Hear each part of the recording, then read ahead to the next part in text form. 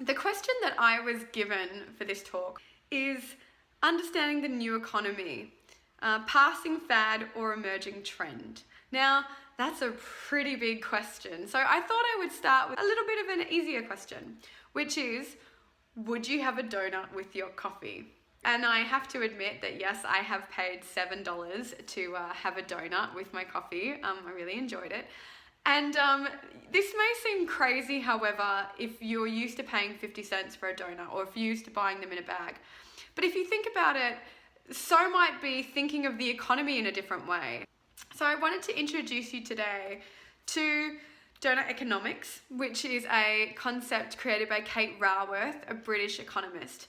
And I wanted to talk about cake versus donut. So old economic thinking versus new economic thinking. All right, here we go.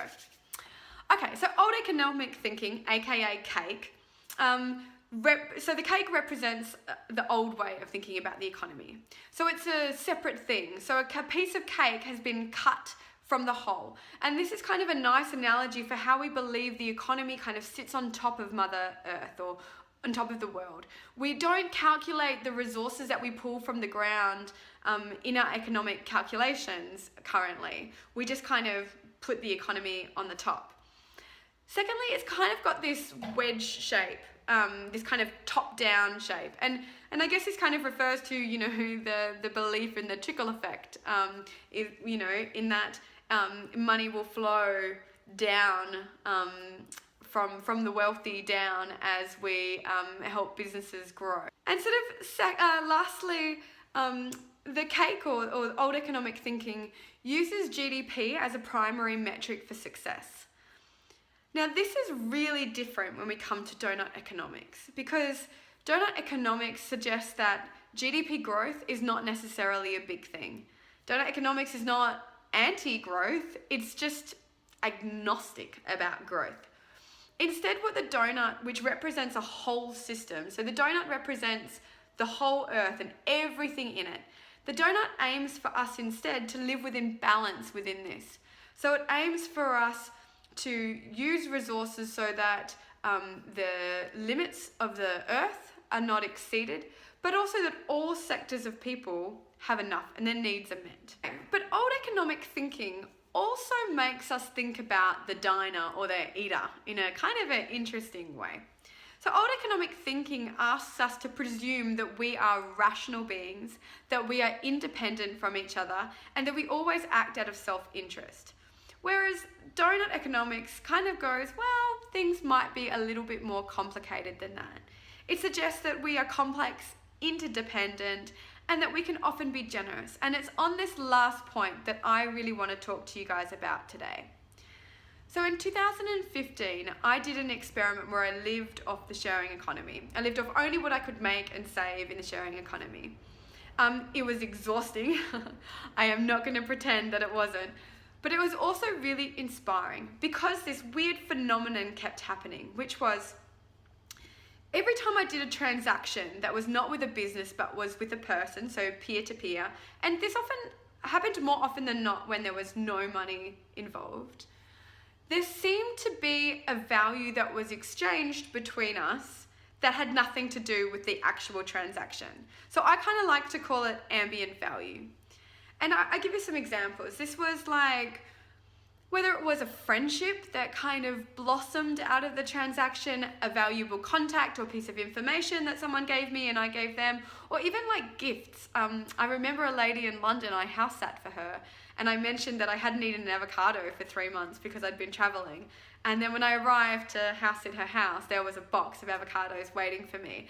And this happened again and again and again and again and again, so much that I started to think, well, why? Why is this happening? And I guess what I came up with was that when we do a transaction with a business and we're forced to evaluate value in that realm, we have to think of value in terms of it being a utility. We have to think, are we being ripped off? Are we getting a good deal? We go into it with this certain analytical mindset.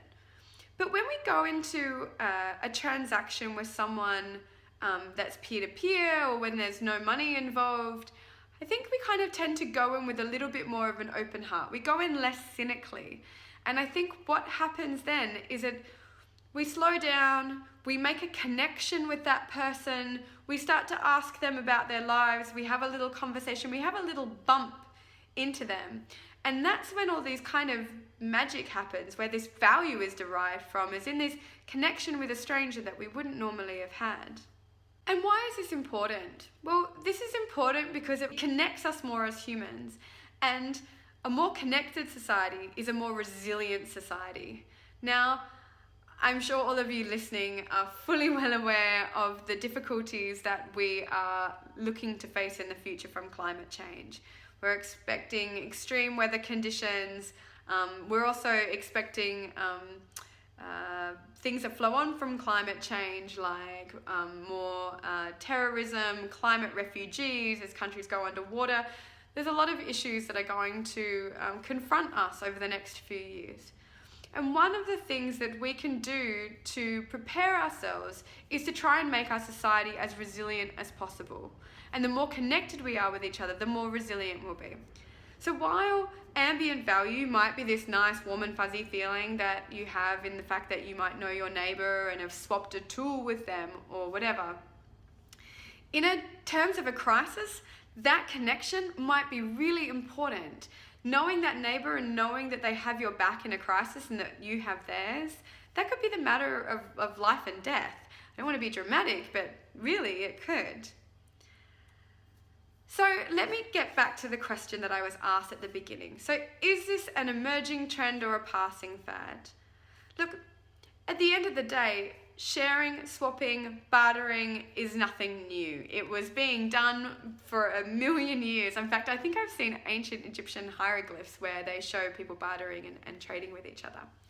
But technology has certainly allowed us to do this on a mass scale. It's allowed us to connect more easily with each other.